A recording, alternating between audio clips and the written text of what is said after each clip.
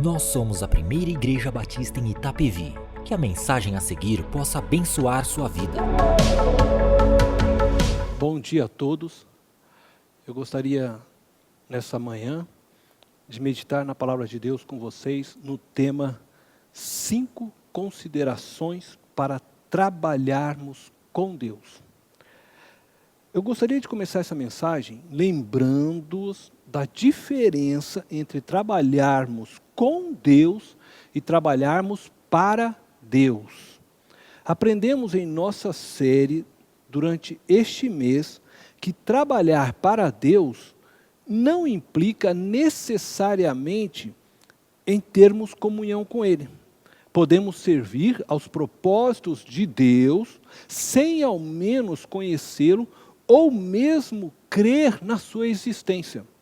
Muitos homens na história serviram aos propósitos de Deus e nunca tiveram comunhão com Ele. Contudo, trabalhar com Deus significa viver e se mover na história em comunhão com Ele, consciente da sua vontade e de nosso papel dentro de nossa própria história. Hoje eu quero falar sobre 5 considerações para trabalharmos com Deus. A primeira consideração é nascermos de novo. Antes de você começar a fazer a obra de Deus, você precisa estar convicto de que você nasceu de novo. O que significa nascer de novo? Certa vez um fariseu, um estudioso da palavra de Deus, um religioso nos tempos de Jesus, chamado Nicodemos, foi até Jesus durante a noite para conversar com Jesus. Então Jesus lhe disse a seguinte palavra, João capítulo 3, versículo 3 e 4. Em resposta, Jesus declarou, digo-lhe a verdade, ninguém pode ver o reino de Deus se não nascer de novo. Perguntou Nicodemos, como alguém pode nascer sendo velho? É claro que não pode entrar pela segunda vez no ventre de sua mãe e renascer. De uma forma muito simples, nascer de novo é uma necessidade de todo ser humano, uma vez que em Adão, todo ser humano rompeu com Deus. Quando Adão, o primeiro homem, rompeu com Deus no Éden, toda a sua descendência veio a ser gerada debaixo deste rompimento. Isso significa que eu e você já nascemos rompidos com Deus. E ao romper com Deus, o homem se colocou sob o domínio da morte, pois Deus é vida e fora de Deus não existe vida. Este rompimento, a teologia chama de pecado original. Quando a Bíblia afirma que não há nenhum justo na terra e que todos pecaram, é dessa verdade que ela está tratando. Todos os descendentes de Adão nasceram separados, rompidos com Deus e, portanto, espiritualmente mortos. Diante desta realidade espiritual, que Jesus então diz para Nicodemos que ninguém pode ver o reino de Deus se não nascer de novo. Como se nasce de novo? Trilhando o caminho inverso que Adão tomou lá no Éden. Adão disse não para Deus. Não preciso viver debaixo de sua autoridade. Não preciso viver debaixo de sua suficiência. Não preciso viver debaixo de sua existência. Desta forma, Adão rompeu com Deus. Você nasce de novo quando volta para Deus e diz sim para Deus. Preciso viver debaixo de sua autoridade, sim. Preciso viver debaixo de sua suficiência, sim. Preciso viver debaixo de sua existência, sim, pois sem ti, Deus, eu não existo. Eu não tenho vida própria. Eu estou condenado à morte eterna. A Bíblia chama a atitude de voltar para Deus e dizer sim para Deus de arrependimento. Portanto, você nasce de novo quando se arrepende de viver a vida debaixo da decisão de Adão. Somente aquele que diz sim para Deus pode viver em plena comunhão com Ele e trabalhar com Ele. A segunda consideração para trabalharmos com Deus é testemunharmos Cristo em nosso lar. Na carta que o apóstolo Paulo escreve aos irmãos de Éfeso, antes de iniciar sua sessão a respeito de cada papel no lar, ele diz as seguintes palavras em Efésios capítulo 5, verso 21. Sujeitem-se uns aos outros por temor a Cristo. É interessante, pois o apóstolo está preparando seus leitores para mergulhar em seus deveres dentro do lar. Paulo escreve orientações para os maridos, para as mulheres, esposas, pais, filhos, mas todas estas orientações estão debaixo desse princípio inicial: sujeitem-se uns aos outros. Embora dentro da estrutura familiar existam funções claras para cada membro da família, todas as funções devem funcionar debaixo deste princípio maior, de uma sujeição mútua. Entenda o que eu vou dizer. Os pais, em submissão aos filhos, devem educá-los nos conselhos do Senhor. Pois este é o dever deles, pais, para com seus filhos. O marido, em submissão à sua esposa, deve amá-la e honrá-la, pois este é o seu dever para com ela. A esposa, em submissão ao seu marido, deve se submeter e respeitá-lo, pois esta é a sua função dentro do lar para com o seu marido. Os filhos, em submissão a seus pais, devem obedecê-los e honrá-los quando estes chegarem à terceira idade, pois este é o dever deles para com seus pais. Quando, em alguns destes papéis que você exerce dentro de seu lar, dentro de sua casa, você falha, você não está sendo então submisso àquele com quem você falhou. Não está exercendo a missão que Deus lhe confiou. Por exemplo, se você não ensina o seu filho nos conselhos de Deus, mas o ensina a partir da cultura deste mundo, do nosso tempo, você não está sendo submisso ao seu filho.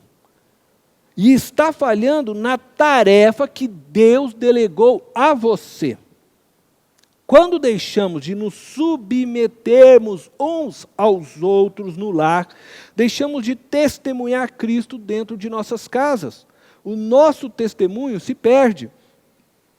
Ao nos enxergarmos submissos, percebemos que temos uma missão que nos foi dada e confiada por Deus dentro do nosso lar.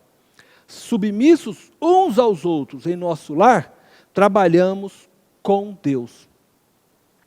A terceira consideração para trabalharmos com Deus é que também devemos testemunharmos Cristo em nossa igreja.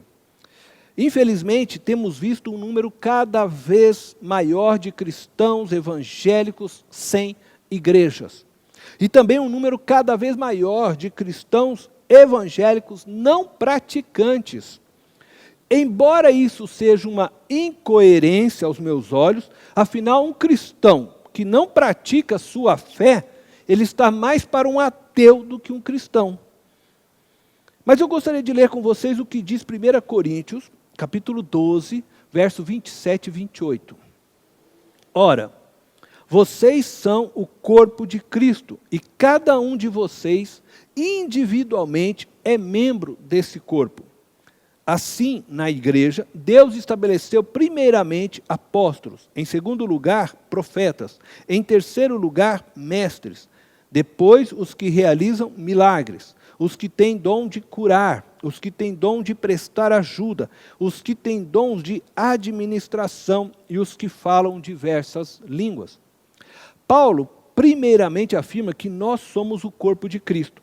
E individualmente, cada um de nós, um membro desse corpo.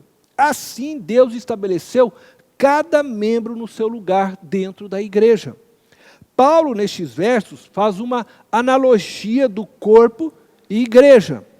Ambos, embora tenham muitos membros, seus membros pertencem a uma única unidade. Isso significa que eu e você pertencemos à mesma unidade. Que você e qualquer outra pessoa que professa a sua fé em Jesus Cristo pertencem à mesma unidade, o corpo de Cristo, ou a igreja de Cristo. Portanto, precisamos trabalhar em cooperação uns com os outros, para que desta forma nós cresçamos juntos, como um corpo saudável. Algumas pessoas vivem se queixando de diversos problemas nas igrejas. Estão sempre reclamando do que foi feito, mas nunca se dispõem a fazer. Outras vivem julgando a vida e as atitudes dos demais membros da igreja, ou mesmo do pastor, fazendo comentários da vida dos outros e não contribuindo em nada com o seu dom para o crescimento do corpo de Cristo. Enquanto você continuar se queixando somente e falando mal das pessoas, você continuará sendo parte do problema das igrejas e não da solução. Se envolva com sua igreja. Se você é membro aqui da PIB de Itapevi, se engaje em nossos projetos, se engaje em um de nossos ministérios, se envolva em um dos nossos grupos pequenos. Deus realizará grandes coisas neste lugar, eu creio. Você tem a oportunidade de fazer parte do mover de Deus através de nossa igreja, da sua igreja. Portanto, não fique olhando, não fique se queixando, não fique falando da vida de seus irmãos. Venha colaborar com o seu dom. Venha somar conosco. Juntos somos mais qualificados. Juntos somos mais capazes. Juntos somos mais fortes. Deus fará grandes coisas nessa cidade, se trabalharmos juntos, se nos entendermos e compreendermos como testemunhas de Cristo e que vivemos numa unidade perfeita em Cristo Jesus. Desta forma, nós vamos trabalhar com Deus.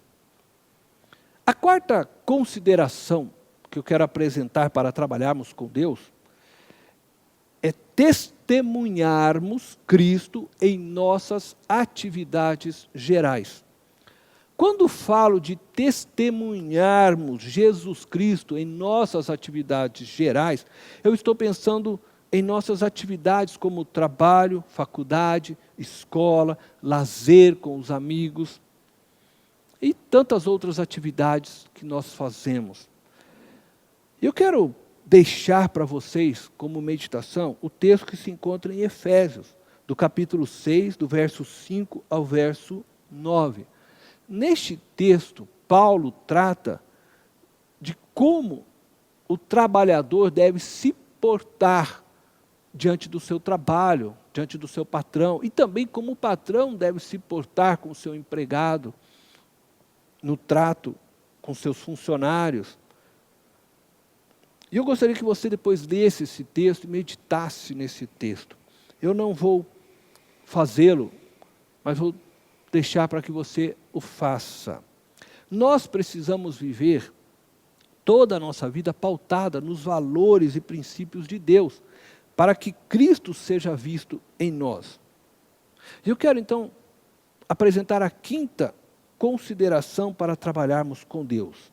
E da mesma forma, eu vou ser bem breve nesta quinta consideração também. Mas é importante que você a tenha. Para trabalharmos com Deus, é necessário santificarmos o Senhor em nossos corações e buscá-lo conhecer profundamente.